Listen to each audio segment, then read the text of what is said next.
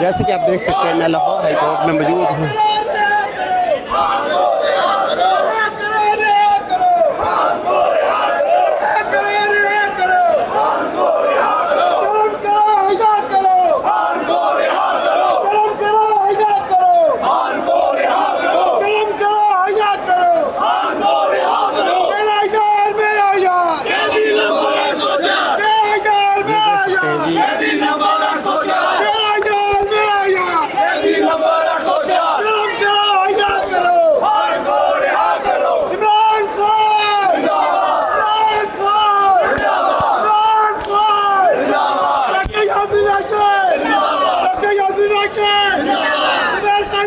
Doctor Yasmin Rashid जिंदाबाद।